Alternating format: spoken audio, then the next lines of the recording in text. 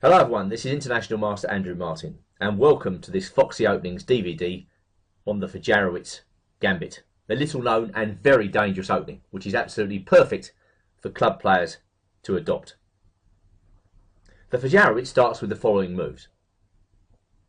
White plays d4, black plays knight f6, white plays c4, very common, and now e5, the Budapest Gambit.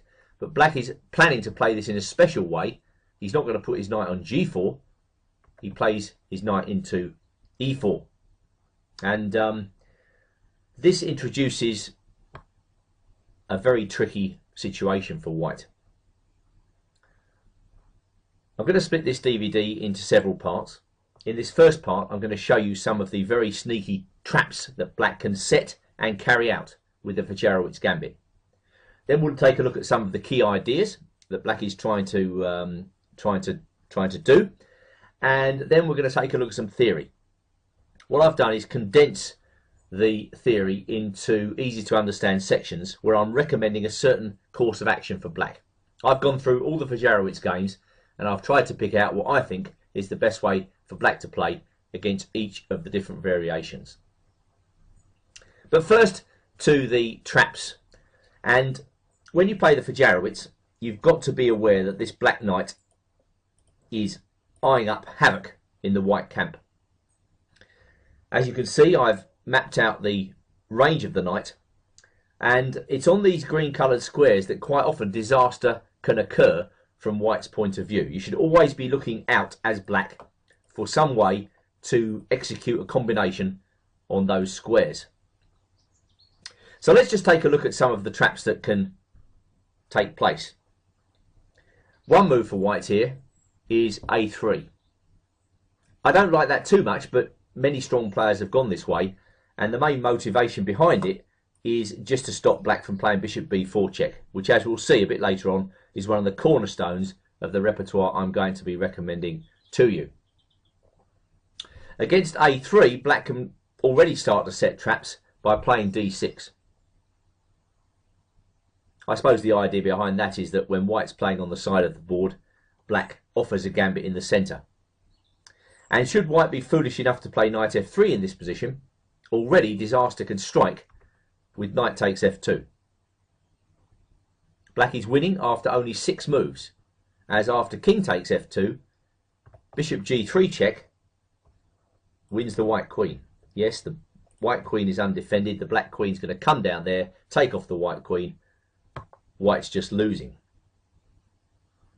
Just going back to a3, another move here is a5. That looks rather slow, but black's got a very sneaky idea in mind. As if white plays queen c2 here, he could strike out with d5. This is another very common Fajarowicz idea. Black notices that the white queen's exposed on c2, and if white takes that pawn in the centre en passant, black's going to play bishop out to f5. Now this introduces all sorts of threats, the main one of which is knight to g3. White can deal with this idea, but what he shouldn't do is continue to grab pawns. And there was a famous game which went like this: d takes c7, queen takes c7. White played g4. Black played his bishop back to g6, and now white went f3. Strange looking move, because it seems as though black can play knight g3, but after that white's got queen a4 check, and white actually wins this position. But in this game, going back to f3, black played queen to c6, and already white's in a terrible mess. He went queen to d1, but black now played the excellent move bishop e7. White took the knight, black played a check, he played another check, and as you can see, after bishop takes e4 check, white was losing his queen yet again. So let's go back to knight e4 and look at another trap. What happens if queen to c2?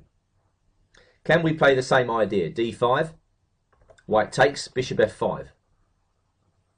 Well, actually this way round it might be a bit better for white, because he's got an excellent move here, knight to c3. And it's this move which I think makes black's choice, d5, a little bit doubtful. This is the trapper being trapped as white is about to win in this variation. I don't recommend this variation, as you'll see a bit later on, for black. And one of the points is that if black goes knight to g3, white can play queen to a4 check, an excellent move, with the point that after bishop d7, we've got the crusher, knight to b5. This was an idea pointed out by Pachman long ago, and in fact, it's pretty much a winning move, because if black takes on h1, white takes on c7 check, black must take that knight, we recapture, and when black takes the white queen, white quickly gets another queen on c8 and wins. So you can see already that there are lots and lots of traps which both sides can fall into, in fact. Dropping back to knight e4 one more time, let's take a look at the knight f3 variation briefly. Black can play knight c6. There's also bishop b4 check, as we'll see a bit later. And now what happens if a3? Well, once again, we get the same type of scenario with black answering a move on the flank with a response in the centre. White takes, black takes back with the bishop. And after knight bd2, black plays bishop f5. This type of speedy development is very typical of the Fajarowicz. And in this case, black's aiming to put pressure along the central files. That's why after queen b3, he goes queen to e7. Again, offering a pawn here on b7, but white would be very ill-advised to take that pawn. I think immediately black would probably win after, for instance, a move like knight b4. So there was an old game which went bishop e3 here. Black castled. I think if black gets this position, it's kind of a dream for him out of the Fajarowicz Gambit. White played g3. Black took on f3, which opens up the e-file. The white king finds itself in a very uncomfortable position. And now knight to d4 was an incredibly strong move. And after queen d1, black had the really splendid move here, bishop to b4 check. Once again, it's disaster that's going to strike white here in the vicinity of his king. If white takes the bishop, black can take back with check. Obviously, white can block with a queen, but then knight takes f3 check. So, white blocked with a bishop. There came another check, a further check, and white decided to resign this position. Not only is a pawn down, his king is in a disastrous situation. So there are a few of the trappy lines that the Fajarowicz offers.